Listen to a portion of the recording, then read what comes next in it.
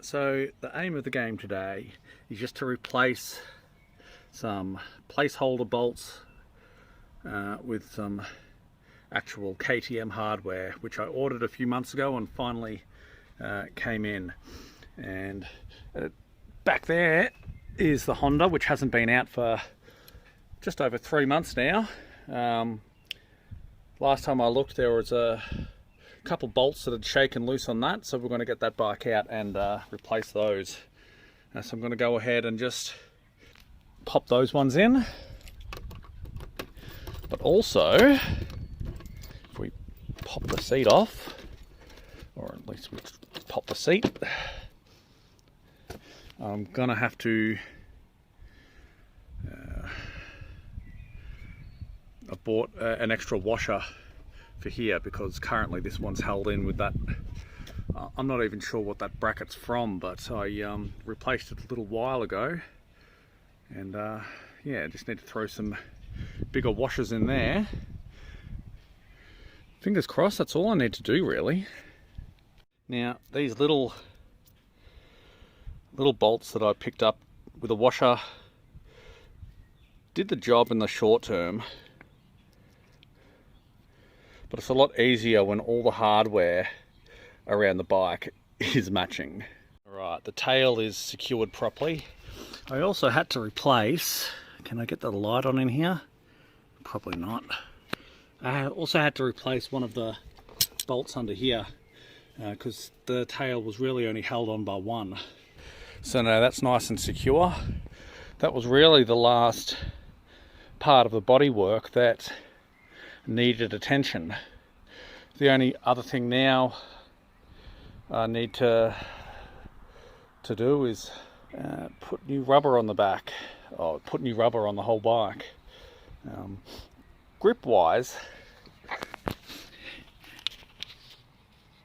there's the tread wear indicator. There's still plenty of tread on the tyres, but they're 8 years old, and yeah, they are Mishi Battle Axes. They're excellent tyres.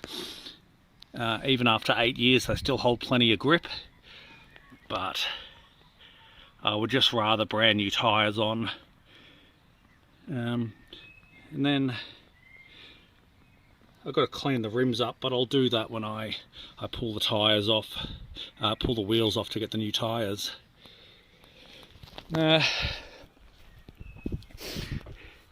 Now I've got to dig the trusty old Honda out. It's been sat here so long it started to sink into the earth. So we'll get that out and we'll give this bike a good once over and maybe take it for a ride. Well, this little Honda has been sitting for 3 months straight. It's the longest it's ever sat since I've owned it. So I'll be curious whether or not the battery's still good.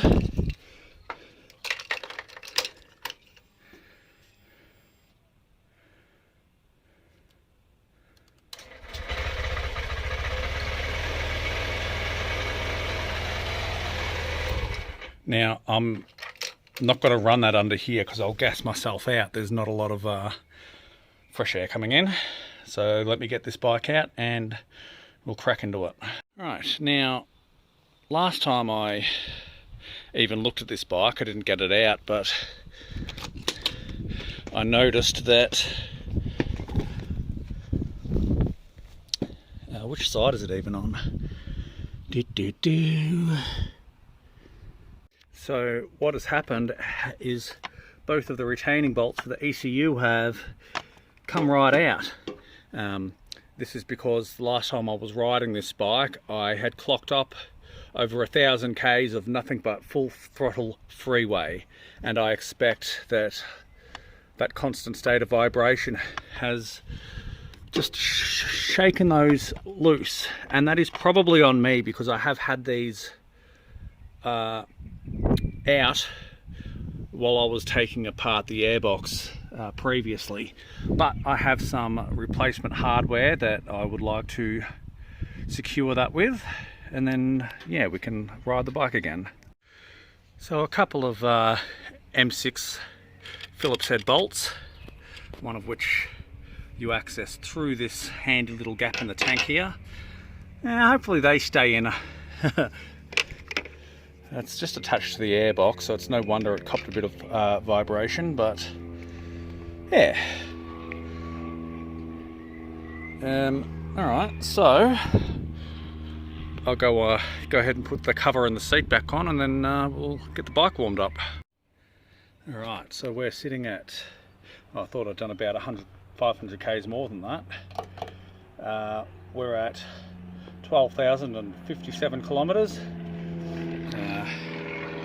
Big service coming up at 15,000, so I'm trying to just hold off until then. And yeah, I haven't been riding this Honda much because I've been taking the KTM out mostly, but I've been missing riding this thing, so yeah, I intend to get back to it.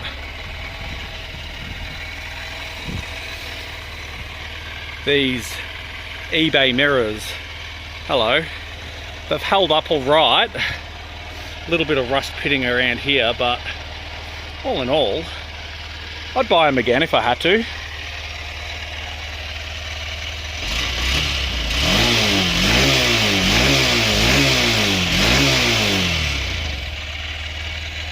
Alright, I'll go and put all this stuff away. Once it's warmed up, I'll check the oil, which should be fine. I was topping it up last time I rode it. And then I think I'll suit up and we'll go take it down to get some air in the tyres. Might be obvious to most people, but when checking the oil, don't forget to let the bike sit for a minute to let all the oil drain back down to the sump.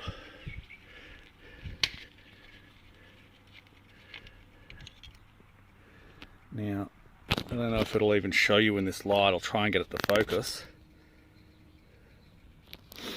Alright, bear with me. Ever since I put the cheap clutch pads in, they've lasted, what, 5,000 kilometres? So they've held up all right. The original pads I burnt out in just over 7,000. But ever since I put those cheap pads in, it's been discolouring the oil, this grey colour. Definitely this filter is due for a change, but I'm going to hold that off until the next big service because I need to check the valves as well. So we are looking good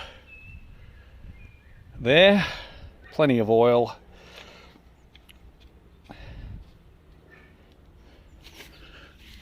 I've been accused on my channel before of doing too many oil changes on this bike. But when the oil's coming out this colour, can you really blame me? This sort of put into perspective how long the bike had been sitting for. That's one hell of an indentation. But right now it's the KTM's turn to sit at the back because I want to ride the Honda a bit more than I have been. Yeah, hello. So, I'm going to see if I can do this off the top of my head, but I haven't ridden this bike before daylight saving started, which means I need to change the time. It is, of course, 10:53. So we're just going to hold down the set button.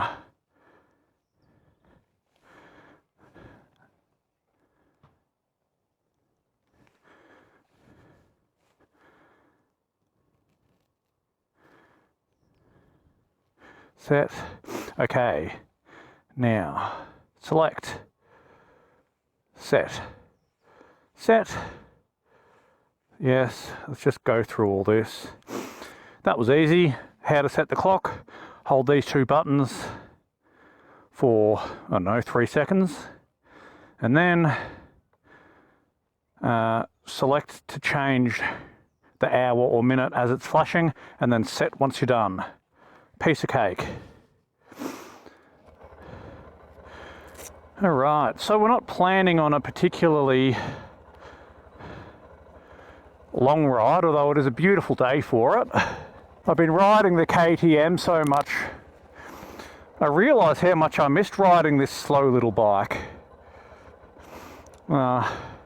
Of course, I've been sort of treating these bikes as the KTMs for mucking around and the Hondas for where I actually need to go somewhere. And I prefer the Honda actually for going down the freeway, because once you get out of the hilly parts, it handles freeway speeds reasonably well. But as I say, it's been 3 months since I rode it. I haven't ridden it since July. And it is now, of course, October. So we'll go on, check the pressures in the tyres. Oh, the side stand's down. Check the pressures in the tyres and go put some fresh fuel in it. Can you see I'm pressing the foot pedal. You can see the actuator here on the, I don't know if the GoPro's going to pick it up, but if I put just the tiniest bit of pressure here, you can see people complain about combined braking, claiming that it's going to lock the front tyre up. Not in a million years. Not in a million years. Right. Whoa, brakes are a bit squeaky. So much easier to get this bike out than the KTM is. Oh, it's such a more comfortable bike than the Duke. The great thing about the Honda, and I guess there's people out there that wouldn't agree, but the good thing about it is how quiet it is.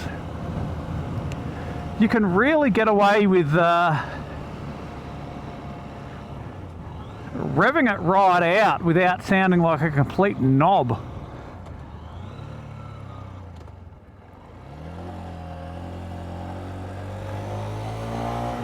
I'm curious as to how soft these tyres are.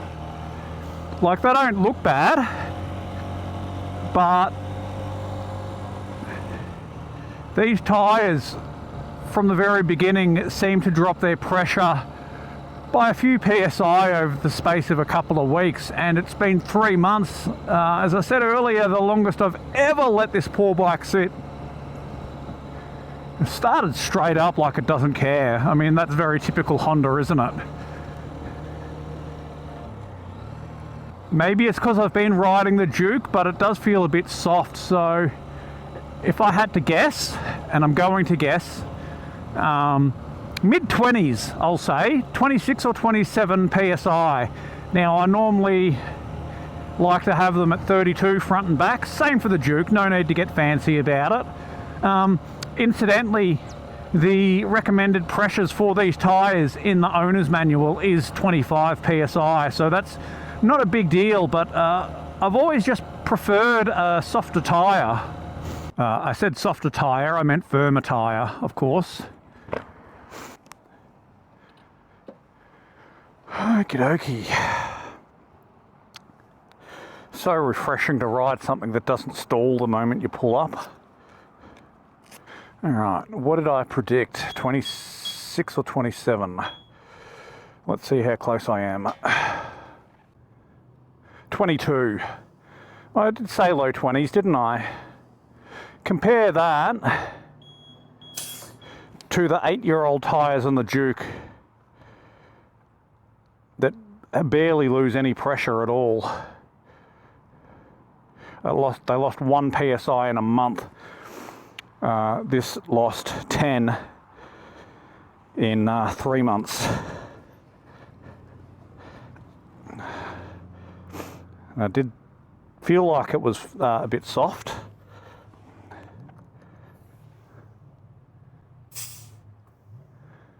The front one is 26. It's not too bad actually,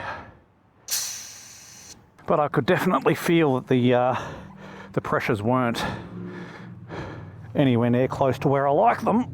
Oh. All right, let's go put some fuel in.